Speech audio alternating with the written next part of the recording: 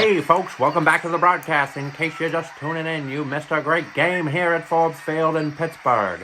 The Pirates and the Braves are going back and forth, and the Braves veteran Babe Ruth has truly turned back the hands of time. He's coming back up to the plate for his fourth at-bat today, top of the seventh. Pirates lead 7-5. Ruth is ready. The pitch is on its way. It's a ball. Outside. He's already whacked it out of the park twice today, giving the crowd a little taste of his old magic. The next pitch is also outside, and the count is 2-0. The 40-year-old Ruth is in his 22nd season in the league. Next pitch leaves the mound. A swing and a miss. Is it possible? Can the Bambino come through with another home run? Ball low. That puts the count at 3-1. Base is empty. Here's the pitch, and it's hit deep towards the wall. Adios! The ball is going, and it ain't coming back. Over the fence for career home run 714. Holy cow, can you believe it? Despite losing the game today, Babe managed to hit 3 homers. We have an exclusive interview with him. Babe, how did it feel hitting that last home run?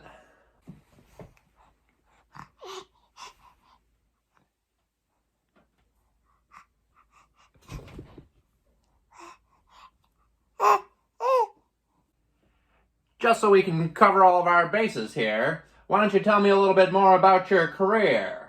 Some say this might be your last season.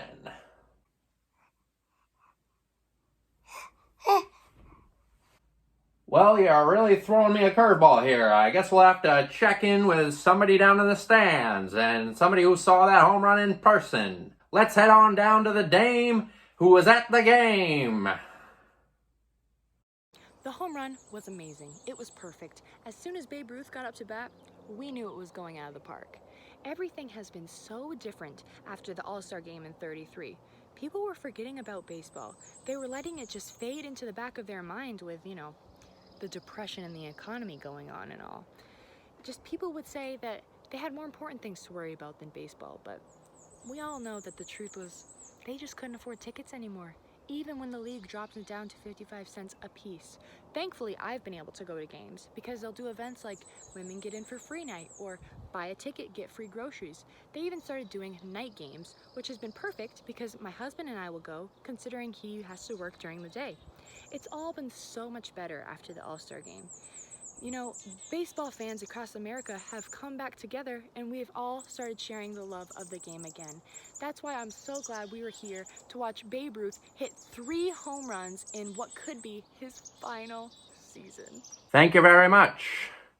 Now we go to another one of Babe's fans, quite possibly his biggest fan, Johnny Sylvester. Tell us that heartwarming story of that special moment you shared with the great Bambino. Hi, I'm Johnny Sylvester, and I'm here to talk about my story with Babe Ruth. It's quite the story, folks. When I was a kid, just a little kid back in 1926, I wasn't doing well. I'd had an accident, fell off the horse, had a pretty bad brain injury. You can still see the scar out back here. But I was a big-time Yankees fan. I love them Yankees. And so my dad, to cheer me up, wrote to the Yankees and Babe Ruth. And they sent over lots of signed baseball bats. It was amazing. But where the real story comes in is in the World Series against the Cardinals a few years later. I was still recovering, still not doing so well. And Babe came to visit me in the hospital. And he looked at me and he told me that he was going to hit a home run for me.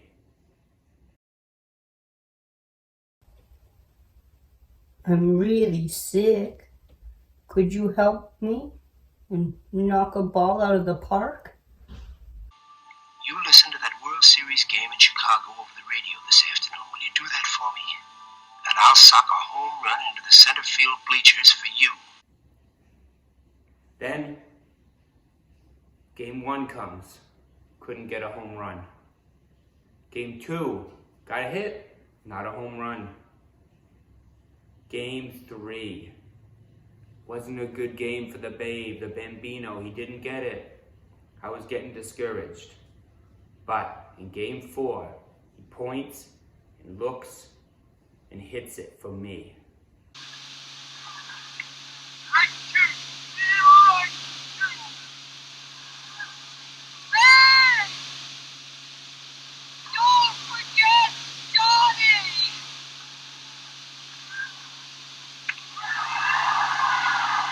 that just really hit me hard.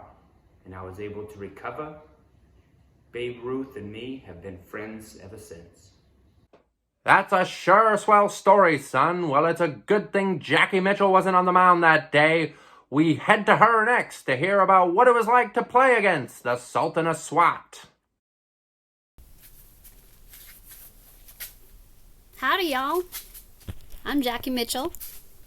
From the time I could walk, my papa used to take me down the road to the baseball diamond and teach me the game. From that moment on, I just loved everything about baseball. Now, my neighbor, Dazzy Vance, saw I was a southpaw and took it upon himself to teach me how to throw his drop ball. I like to call it the Dazzy Dropper. Now, by the time I was 17, I'd signed with the Chattanooga Anglettes, a women's professional team, right in my hometown, Chattanooga. Now, while I was playing for the Anglettes, Joe Engel, owner of the Chattanooga Lookouts, you can see, saw me pitching and decided to sign me to a contract for his AA baseball team.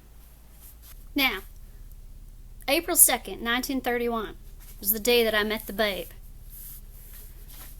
Chattanooga Lookouts were playing his team on their way through town. Now, before the game, we were taking pictures, and the Babe says to me, I'll tell you a little secret. You know the secret to keeping cool? And I said, no, I don't. Water? And the Babe says, ice cold cabbage leaves. Nah, land's alive. Cabbage, I says. Yep, he says, yep, before every game.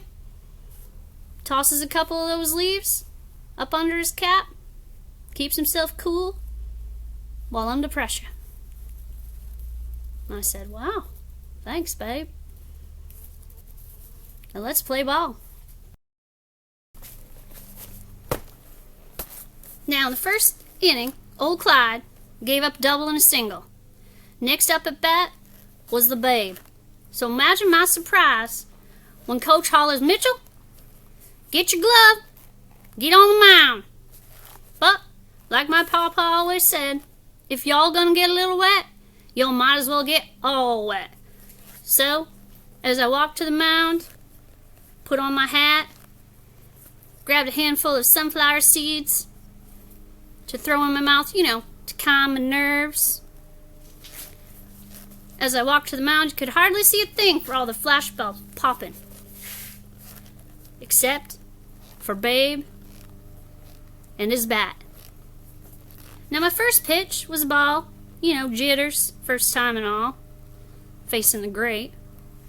It was after that I decided my second pitch would be my Dazzy Dropper. Babe took the bait, swung hard, strike, yelled the ump. Babe just shook his head. So I tossed in another Dazzy Dropper. Strike! Now old Babe's getting a little heated at this point. So I tossed in my fourth pitch. He swung away. Strike! Yelled the ump.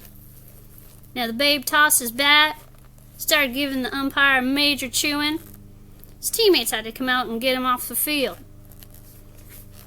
I guess he should have used 3 cabbage leaves that day.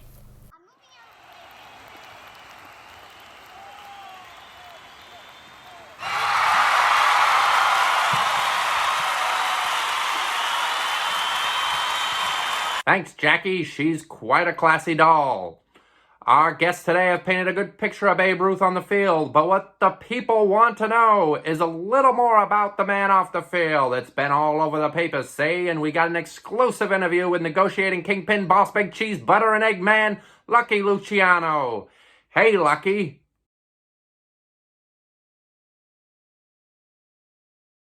Hey, yeah, Lucky here.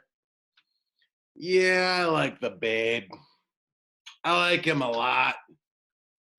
We have a, you could say, a lot in common. He's good with the pine, you know, I'm good with the pine. We have some common things. Hey, Lucky, where's Sal? Wow, what's the matter with you? Can't you see I'm working here? I'm prepping the gravy and the meats. Anyways, he used his pine to send fastballs over right field fence. I use mine to negotiate. Though he's not afraid to negotiate either. You know, in 1917, when he was still playing for those bums in Beantown, an umpire was putting the squeeze to him. So old Georgie, not about to take nothing from no one, let the blue have a piece of his mind. I haven't seen Sal in days. Mary, mother of Jesus, he ain't here nowheres. Well, that robber wouldn't be upstaged by the Babe. So he told him to go back to the mound or he'd run him out. Babe howled back that if he tossed him, he'd sock him right in the nose. I need to talk to him about something. Listen, he's taking a nap. Oh yeah. So, you know what that ump did? He tossed him all right. And sure enough, Babe went right after him. Missed his nose on account of the mask, but landed a blow on the noggin. Where? I'll go wake the lazy bum up. Some nerve you got on you, kid. Stop asking so many questions. It ain't so good for your health. Anyway, that's the kind of guy Babe is. A problem solver, if you know what I mean. Like me. We solve problems. You see, Georgie has particular tastes, such as dames with friendly personalities and fast cars. He was known more as a slugger, but stole a lot of bases. His need for speed led to speeding tickets, fines, night in the pen. He also liked games of chance and drink with a kick with it, you know? I'm starting to get worried about Sal. Who are you? Sherlock Holmes? Anyways, he was notorious for his late night escapades, and his teammates frequently found him sleeping off the night in back alleys behind brothels. His pockets empty, looking no good.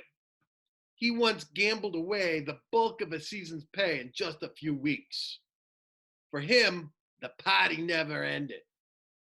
Fortunately, I'm a purveyor of goods that most others find to be of, well, how should we say, questionable repute. I'm gonna go look for him. Why don't you get out of my hair and bring this to the judge?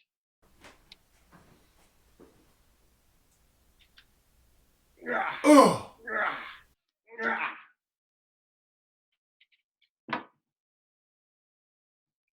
Like I said, I'm a problem solver.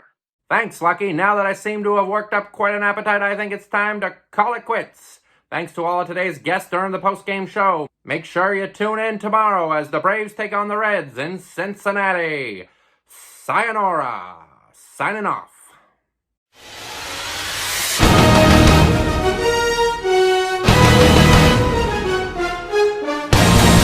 Welcome into Teaching Center, the place for all the news that you want to know about teaching and learning.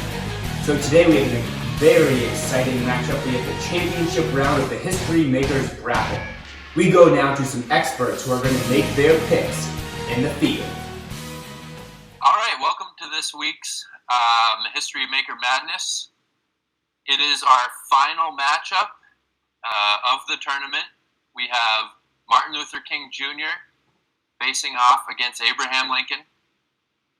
We're all going to give you our prediction on who's going to win, and we're all really interested to see who gets chosen.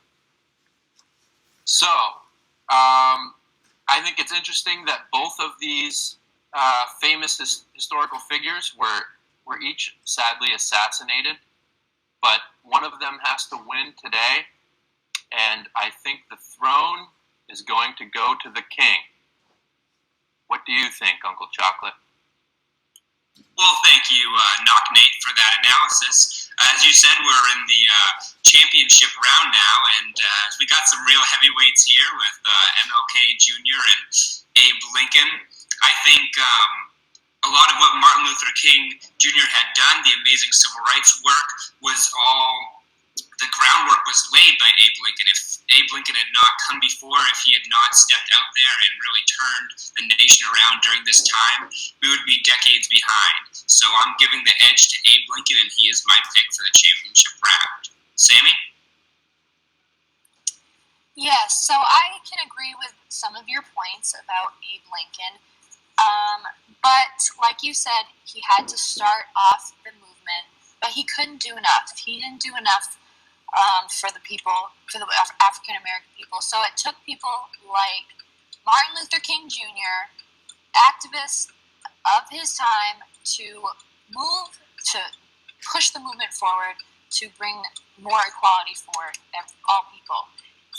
With that being said, we also have to recognize that although Abe Lincoln is known for his awesome beard and hat, MLK, like I said last week, has the mustache, and it's his thing. It's better than the hat. I'll just say it. And I'm gonna stay loyal. I'm staying with MLK. I've been here for 2 weeks, and both weeks I was for Martin Luther King Jr. Mr. Hargrove. Thank you, Ms. Ireland. And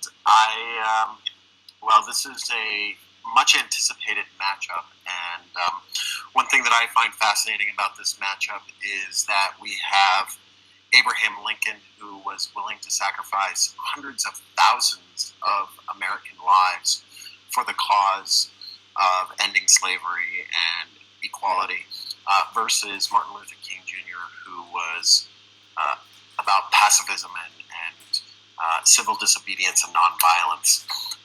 In this situation, though, I think that it wasn't just about slavery. It was all about saving the nation. And Lincoln gave the famous "A House Divided" speech. And so I'm going to give the nod of the hat, Miss Ireland, to Mr. Lincoln. And Miss Luce. Thank you, Mr. Hargrove. Well, so, both Martin Luther King Jr. and Lincoln were very charismatic guys. They were able to win over many rivals in their day, but very different in that Lincoln believed in order and Martin Luther King Jr. believed in right. So I'm going with the politician over the activist. My pick is Abraham Lincoln. Back to you. Thanks, everyone, for your picks. We will see what the voters think, and we look forward to hearing from all of you. Thanks for tuning in this week, and next week we will announce the final winner of the History Maker Madness Tournament.